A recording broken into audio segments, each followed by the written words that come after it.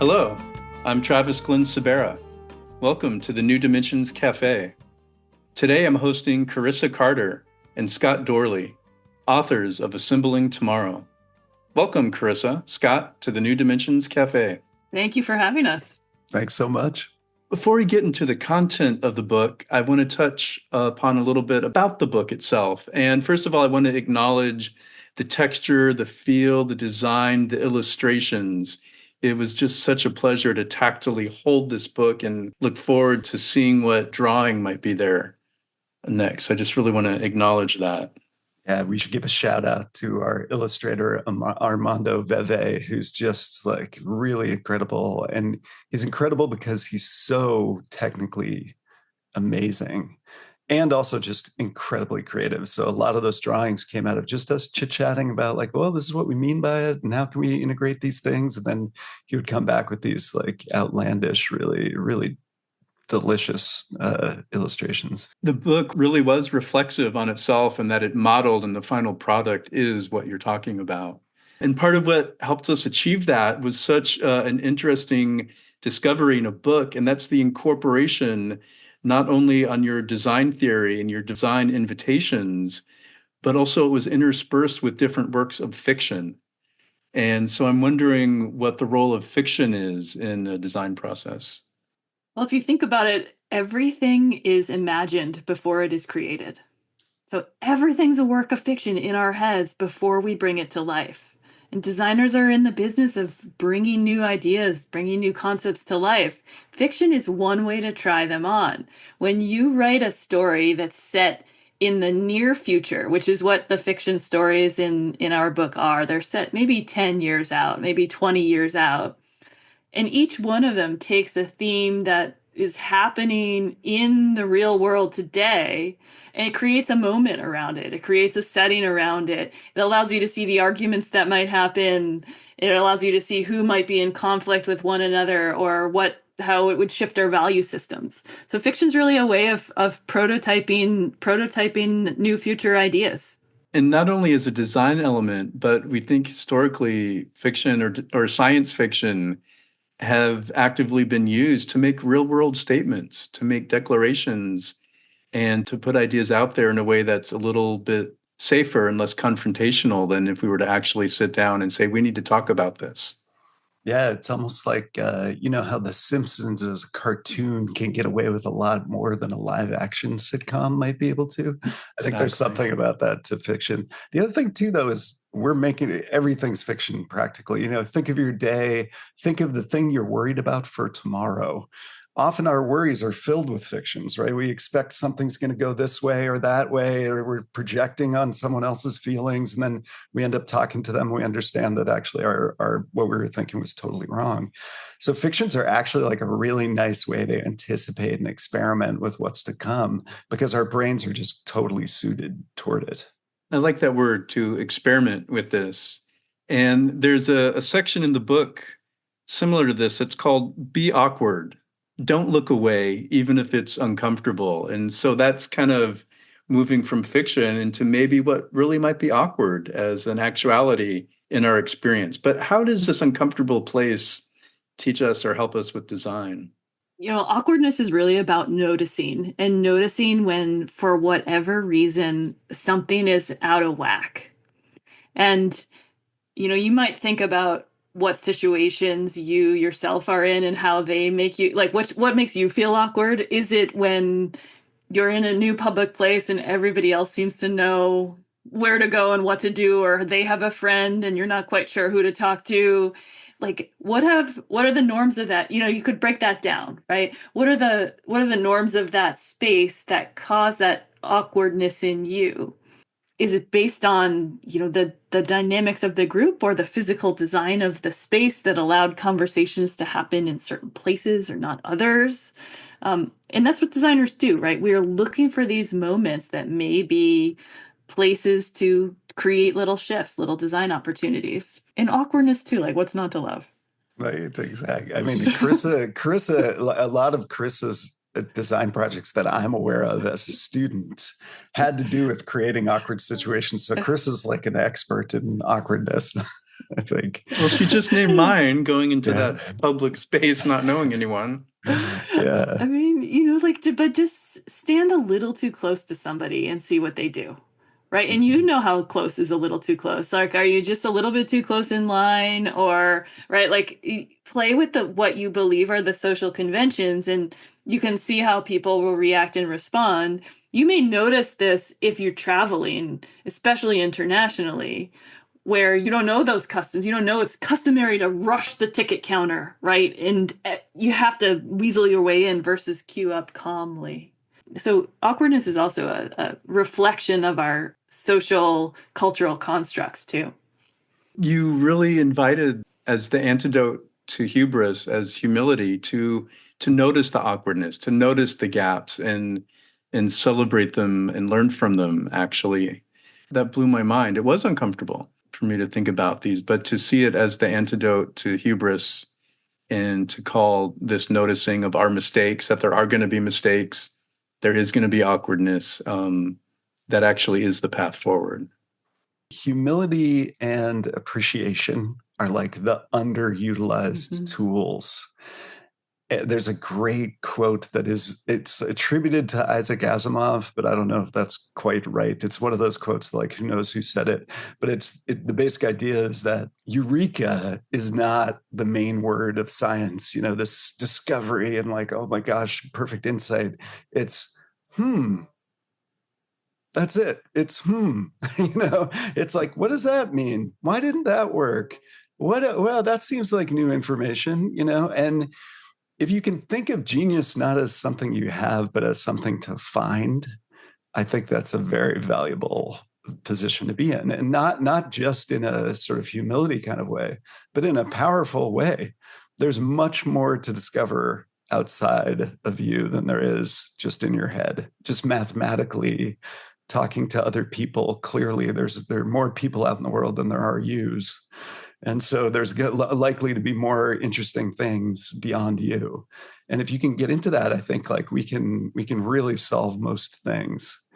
But, it's a little vulnerable. It's a little scary. Sometimes even sharing an appreciation is harder than sharing a criticism, right? The comments on YouTube are not filled with appreciation. And I don't know that that's because the content on YouTube is bad. It's that it's safer to criticize, actually. You sound like you know what you're talking about when you criticize. You kind of put the other person down, so it gives you a little bit of status.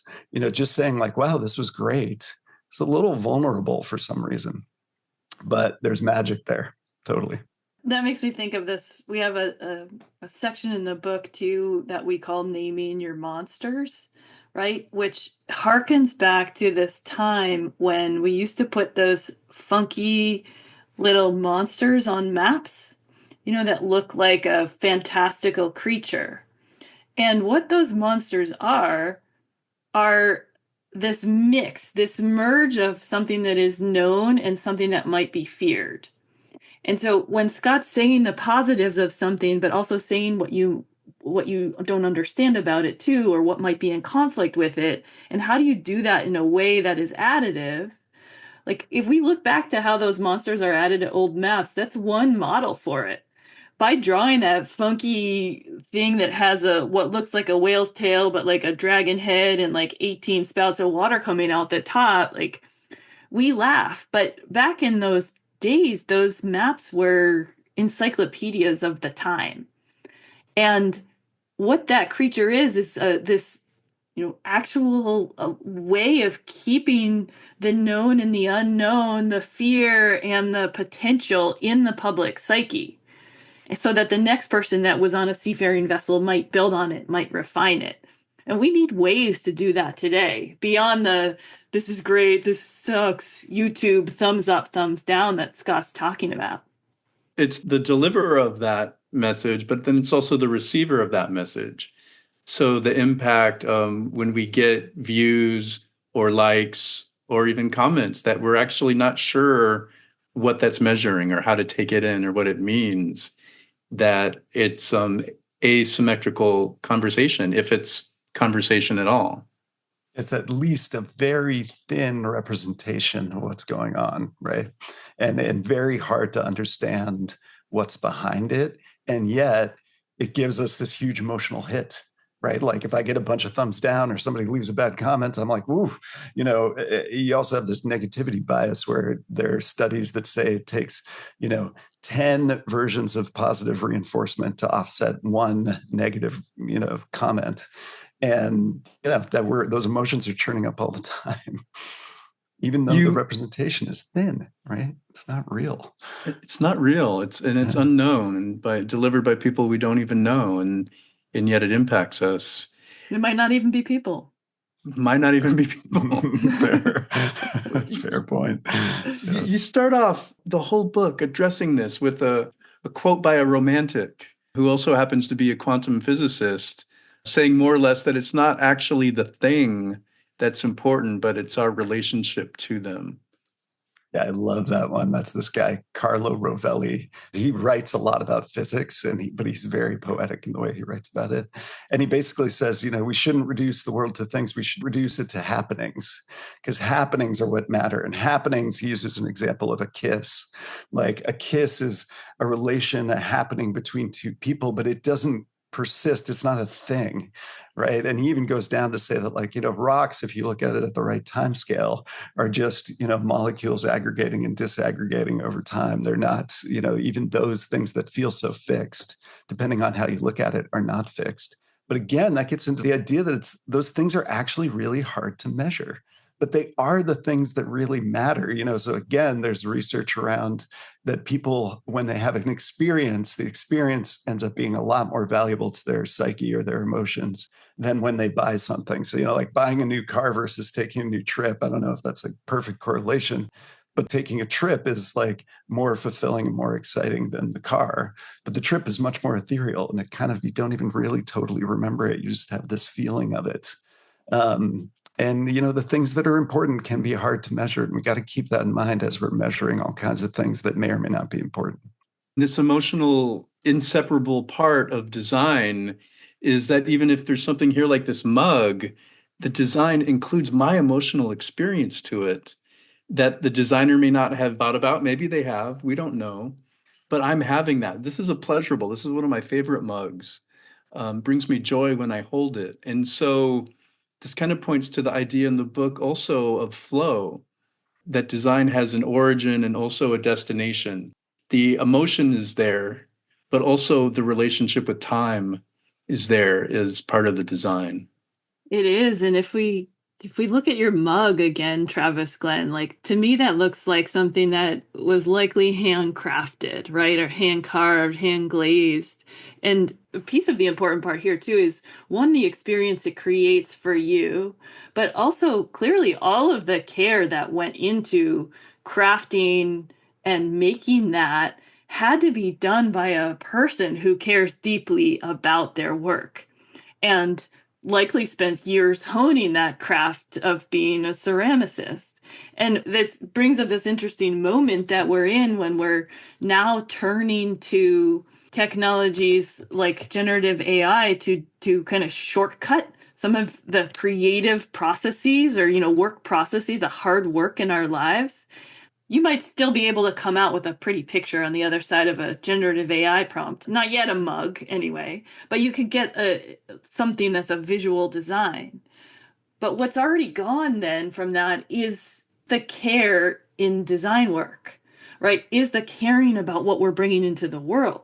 And what does that do for our emotions when we're getting rid of the way that we apply ourselves to what we're building? Like that's part of flow too. It's not just after the thing's made and in the world, but it's about the process of bringing the thing into the world too that we want to pay attention to. We do put things out, but also like the way we create them is part of the design too, so like the after and the before, I would say. AI we're all aware of too, but another example too that's out in the world based on these concepts. You mentioned flow earlier. There's a section in the book about flow, which is really about this idea of happenings and how one thing leads to another. And, all the media that we're creating is changing the landscape, and in this case, literal landscape of the world that we live in. So there's a street that I used to actually live nearby called Baxter Street. It's down in Los Angeles and on the east side in Echo Park. And It's a very steep street. So like one of the 10 steepest streets in the US, which like if you think about a steep street, say in Pittsburgh or San Francisco, it's like that steep to the point where cars can have a hard time getting up it if they don't have a lot of power, if the tires are worn.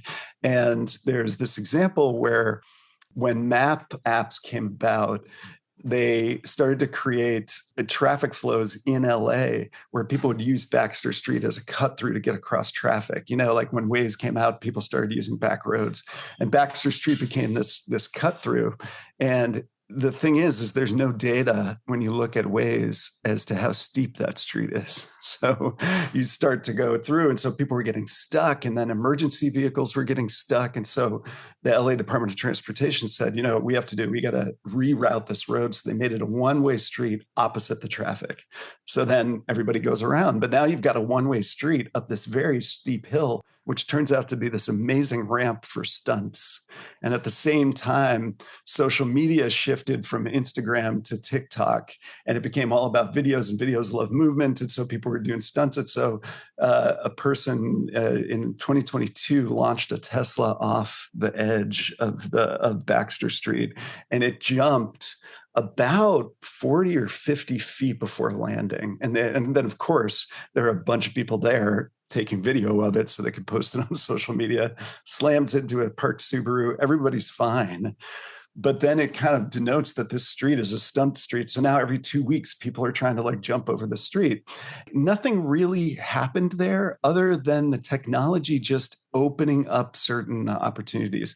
Waze made this a cut through. The Department of Transportation had to react to that. So they turned it into a one-way street, becomes a one-way street. Now it's perfect for stunts. Oh, we're using social media with video. The stunt's going to get a lot of views. Now a bunch of people are jumping over that street. So it goes from this very quiet back road street that nobody uses to a ramp for stunts for social media. And that's just because of this flow of the way information changed and what we're measuring and what we're showing and what we're not showing, right? If they had shown the steepness of that street, that might not have become a cut through in the first place. So all these things that we do create these flows, and they're very unpredictable. And that's kind of a fun one. But, you know, what flow is synthetic biology going to create? That's a bigger one. Each update in that story, I went this way and I went this way. Oh, this is good. Oh, this is bad. Oh, this is good. It's bad. Who knows? Correct. And so there's a quote in your book: we need unapologetic optimism alongside radical responsibility. We should build on the success without ignoring our troubled parts. So I'm wondering if you could conclude today's cafe with just the importance of holding both of these in our process. We don't ever want to tell people not to try and make and build the future. We want the future to represent all of us. It has to be created by all of us. That's just the fundamental truth. We have to do that, and we have to be careful about what we're shepherding. We have to look out for the effects of those floods. You know, we talk about flows turning into floods, right? Like when something goes awry, when that data goes entirely out of whack and the cars start flying off of Baxter Street, right? That's a moment to step back and redesign, but be aware that that's okay, that shift had to happen. You know, that responsibility in being okay with needing to make those changes and then making them feels like a practice that we need to do more of. I've been speaking with Carissa Carter and Scott Doorley, co-authors of Assembling Tomorrow.